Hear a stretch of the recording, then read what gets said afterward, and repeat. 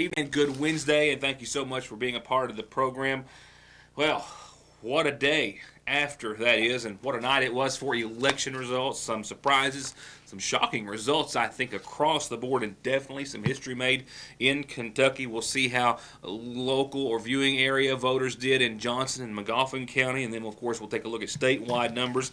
And as a state, as a whole, of course, history has been made on several different fronts. Our newly elected governor, Matt Bevin, of course, is now the only second Republican governor in 4 decades in the Commonwealth of Kentucky. His running mate, who is now the first African American to be elected to a statewide office in the history of the state, also making history.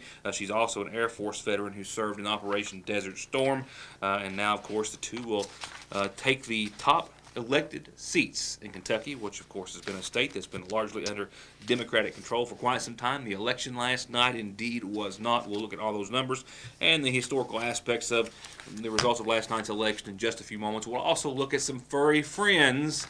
Man, it's just hard to go over there and not bring one home. I want to warn you right now, but I also want to encourage you, even if it's just to stop by and volunteer at Whiskers and Wags, the animal shelter, Whiskers or Wags, the animal shelter in Johnson County. We've got some faces to show you tonight. Got some folks that they would like to see go to a good home, and some of them have got some pretty good stories. We'll take you to that locale in just a few moments. As far as your weather forecast, yes, it's changed. It's been 24 hours, but we're still talking about a cold front that's going to come marching through, and it's also going to give us some showers, the chances of some storms, and I'll tell you about the updates therein in just a few moments. Only a few other headlines besides what I have just mentioned, and actually one of those tonight is, as I understand, a robbery that has taken place. Kentucky State Police out of Post 9 in Pike will tell me that in the early morning hours of today, they got a call of an armed robbery at the Double Quick convenience store located in the Justiceville community of Pike County. It's there that troopers say that they responded and determined that an unknown subject entered the convenience store, did brandish a firearm, and did demand money. That subject had a clerk retrieve an undisclosed amount of cash before fleeing the scene on foot in an unknown direction. And a lot of unknowns, and with little information to go on, they're hoping the public can indeed help them. The initial investigation, though, at the scene does indicate that the subject was wearing a dark-colored hooded sweatshirt, dark-colored sweatpants, and had his or her face covered. No injuries occurred as a result of the robbery. No shots were fired, but the state police is hoping that someone might have seen something or know something and will call them with such information. 433-7711 is the number to Post 9. Well, for those living in the West Liberty area, this Saturday, starting at around 9 a.m., AEP is going to disconnect electric service basically to all of the downtown West Liberty area, as well as a significant portion of Prestonsburg Street. They're expecting some to be without electric for longer time frame or longer periods than others. They think all in all, they're hopefully planning on having it back up and running by 2 a.m. that afternoon for everyone. Some will start to come online a bit earlier. The interruption in service, they say, is necessary so that lines can be moved to accommodate the coming street and road improvements which are coming to the downtown West Liberty area. And those are going to be significant, as is the amount of construction that is still ongoing in that small town in eastern Kentucky in neighboring Morgan County. We'll talk election results as soon as I catch my breath, so to speak, and right after these words. But what a surprising night of election results across the Commonwealth. A great deal of polls were just flat out wrong, as were analysts and pundits alike. It was, of course, a closely watched ballot, not just in the Commonwealth either. The governor's race was one of the most watched across the United States, and one that caught a lot of people off guard. History, as I referred to, in the making, and it has been made, as I mentioned earlier. Matt Bevin, only the second Republican governor in the state of Kentucky in the last 40 years. His running mate, of course, the first African American elected to a statewide office ever in the history of Kentucky. And those aren't the only historical aspects of a night of election results, which did, of course, surprise many. We'll go on right now with first looking at the local level and follow voters in neighboring Johnson County. On the local level, Johnson County, a largely Republican county, voted largely Republican in last night's governor's race, with Democrat Jack Conway, our Attorney General, receiving 1,432 votes from Johnson County voters to Matt Bevin's 3,040. And that is with all precincts reporting in Johnson County last night. We'll talk about, of course, state results and trends in just a few moments. For the state auditor's race, Adam Edlin in Johnson County fell to Republican Mark Harmon. Also, Johnson County, as they did, and you'll notice several races going Republican, 1379 for the incumbent Adam Eland to 3020 for Republican Mike Harmon. As for the Secretary of State, even though Allison Grimes has been very visible here, of course, during her campaign for governor, as well as her position of Secretary of State and running for Secretary of State, she still fell by more than 1,000 votes in neighboring Johnson County, 1,742 to Stephen Nipper's 2,822. For Agriculture Commissioner Jean Marie Spann received 1,200 votes in Johnson County, while Ryan Quarles received well more than double, nearly 3 times at 3,249. In the Attorney General's race, Andy Beshear, of course, son of Governor Steve Beshear and First Lady Jane, 1,710 to about 900 more for Whitney Westerfield, 2,832. And in the state treasurer's race, Democrat Rick Nelson, 1,143 to not quite 3 times that, but also a margin going largely to another Republican in Johnson County, Allison Ball, receiving 3,392.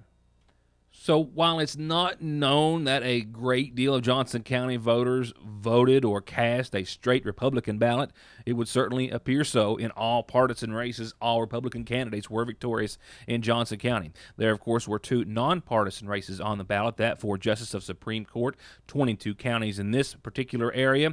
Sam Wright, 2,208, just a little more than 100 over Janet Stumbo, receiving 2,095. And lastly, in Johnson County, a school board seat in District 4. This one is separated by only 30 votes. Paul Salyer, 329. Bradley Frisbee winning the seat for School Board District 4 in Johnson County by a vote tally of 359 for all precincts reporting. Looking at what Magoffin County voters did at the polls, well, in a largely Democratic county, the Democratic races that were won were only won by a very slim margin. In Magoffin County, Democrat Jack Conway received 987 votes, and Matt Bevin carried Magoffin County to the tune of 1,129. And that, of course, was one of the many counties that Bevin carried. We'll get to that when we get to the state totals. Incumbent and Democrat State Auditor Adam Eland did carry Magoffin County, but not by a very wide margin. 1,131. Republican Mike Harmon receiving 1,058. Secretary of State Allison Grimes, I thought this was interesting, referred to it a moment ago, but as visible as she was here in Magoffin County and the eastern Kentucky area with her gubernatorial campaign, and as active as she has been here in her position and running for that of Secretary of State in the past, she only carried Magoffin County by 7 votes over Stephen L. Nipper. I think this does, of course, have a great deal of underlying reasonings for it, and that, of course, is up to a lot of political analysts. But I think President Obama and the Democratic slate, as a general notation, certainly has to bear some of the weight. Other than that, 7 votes was the difference. 1,130 in Magoffin County. Stephen Nipper, 1,123. Republican Ryan Quarles carried Magoffin County 1,297 to Jean Marie Spann's 925, and Republican Whitney Westerfield carried Magoffin County 1,146 over Andy Beshear's 1,111. Still 35 vote difference, but nevertheless the Republican taking Magoffin County. And that was the case in the state treasurer's race. Allison Ball from Prestonsburg, from Floyd County, 1,270 over Democrat Rick Nelson's 975. And for the Justice of the Supreme Court of the 7th District, Sam Wright, 1,077, maybe another surprising outcome for some. Janet Stumbo receiving 922. And for statewide totals, Matt Bevin, his running mate behind in all the polls. Analysts, politicos, polls all had Conway, not all, most had Conway with not an easy but a significant win. But Bevin took an early lead and stretched out that lead, taking 106 of all 120 counties. Jack Conway carried only 14 Kentucky counties, and there you'll see the final numbers tallied with Conway receiving 43.8% and Matt Bevin 52.5%, a vote margin of give or take about 80 to 85,000 votes across Kentucky. I think another one of the significant surprises was that of the state auditor's race, in which the incumbent Adam Edlin was thought to have been the front runner and came up about 36,000 votes short to Republican Mike Harmon. The Secretary of State's race, also another big indicator as for the challenges of the Democrats. Allison Lunnegan Grimes, largely visible and effective, many would argue, in her job and in her campaign efforts. 493,000, not a big win over Stephen Nipper, a relative unknown, I think, for a lot of folks across Kentucky, but nevertheless, the Republican getting reasonably close to Grimes, who will turn 40 years of age as the Kentucky Secretary of State, one of very few Democrats to win on the ballot last night. She did so by a relatively narrow margin. Another Republican victory for the Agriculture Commissioner of Kentucky, Ryan Quarles, 563,000. This one wasn't really close to Democrat Jean Marie Spann's 374,000. One that is too close to call, while they have called it in favor of Democrat Andy Beshear. It's by the slimmest of margins in a race of this magnitude, nearly 1 million votes cast across Kentucky, and only about 2,200 separate the two. 479,924, 50% statistically, to the other 50% garnered for Whitney Westerfield, 477,734. This battle, I think, still ongoing. We would expect that there will be, of course, a recanvass requested in this race, still an unknown factor at this point. For the state treasurer's race in Kentucky, Floyd County bankruptcy attorney surpassed all polls and did so against Rick Nelson, the Democrat, 572,296, 371,573. She was ahead in the most polls, but not to the margin of her victory, 572,000 over 371. And lastly, in the nonpartisan race for Justice of Supreme Court in the 7th District, Sam Wright, 40,973 to 38,029 for Janet Stumbo. So while the GOP has largely held control in federal elections in the Commonwealth of Kentucky, many Democrats have, for the most part, been able to control state government on that level. But this time, it certainly shows some sort of a change or changing of the guard. This election does give Republicans control of the executive branch. It also gives them a majority in the Senate. Democrats still have a majority in the State House of Representatives to the tune of 8 seats at this time. But definitely, as I said, a lot of surprises, given the fact as well that Matt Bevin just last spring narrowly defeated James Comer by 83 votes in the primary for governor. Those individuals at that point or soon thereafter, or anyone, might not have seen him winning this race as victoriously as he did. He will be sworn into office on December the 8th, in just a few weeks.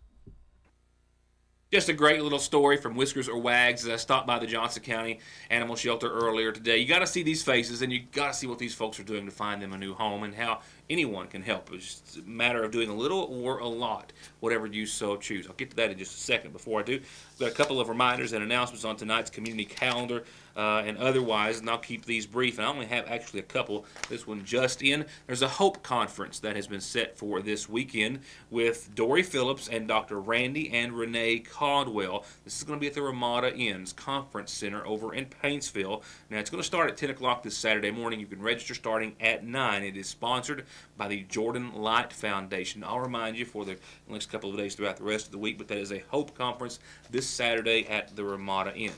Here's other announcements brought to you by McGoffin Farm Bureau.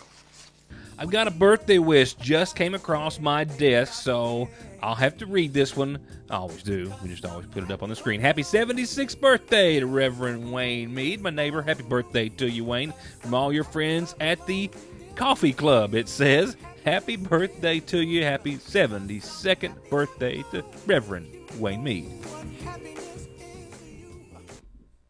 A couple of other reminders than these. I'm just having I don't know where the graphics are on this, so I'll read them as well. A reminder that the Tones of Faith singers will be at the Community Free Will Baptist Church, a couple of miles out of Sagersville, this Sunday at services that begin at 11 o'clock that morning. I'll remind you tomorrow. Also, the Kearney Free Will Baptist Church is picking in a grinning this Saturday at 7 p.m. Everyone's invited, and the Mount Sinai Church of God is having their annual coat drive. You could drop off items at the DNR clothing establishment across from the Sagersville Speedway, or call 349-2835. And you can use our calendar for any announcement that you have, birthday, anniversary, otherwise, for your church, club, organization, any nonprofit. We'll certainly tell everyone about it. And you can catch programming of Your News Today on our website the following day at yournewstoday.com. Turning to funeral service announcements, we have those in honor of 73-year-old Harold Ray Poe of Dry Bread in McGoffin County, who passed away earlier this week, survived by his wife Brenda Preston Poe, son Harold Thomas, and daughter Ginger Oney, as well as sister Earlene Hackworth and brother Kenneth Poe, and a host of family and friends he leaves behind. Funeral services for Harold Ray Poe are going to be held this Friday at 1 from the Sagersville Funeral Home. The family will welcome friends tomorrow afternoon, anytime after 2 o'clock, and then prior to Friday's services in his honor, beginning once again at 1 o'clock that afternoon.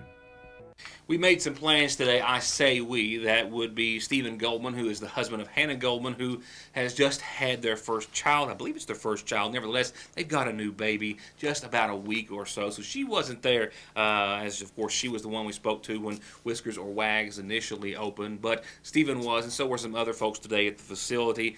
And we, all of those folks and I together, we're going to start to show you some cute, fuzzy, furry faces, maybe on a weekly basis, as often as they can email them here to the studio to let everyone know who and what's up for adoption at the Johnson County Animal Shelter. Today we're going to take a look at some faces who some have just come in, have some not special needs but some special circumstances, and some, at least one who's been there for several weeks and they would like to find this larger dog.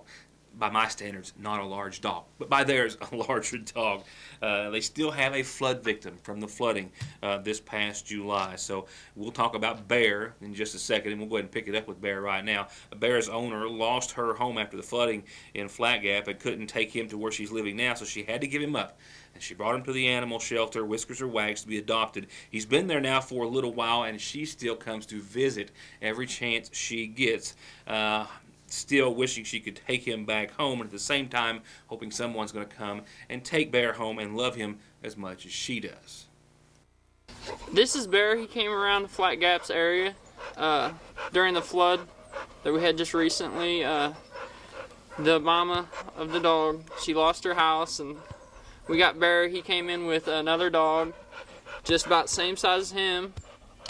We got him adopted, but Bear yet still to be adopted, but very full energy, a good dog. He's good around small dogs. We just did a check with the cats. He's good with cats. He's a big lover.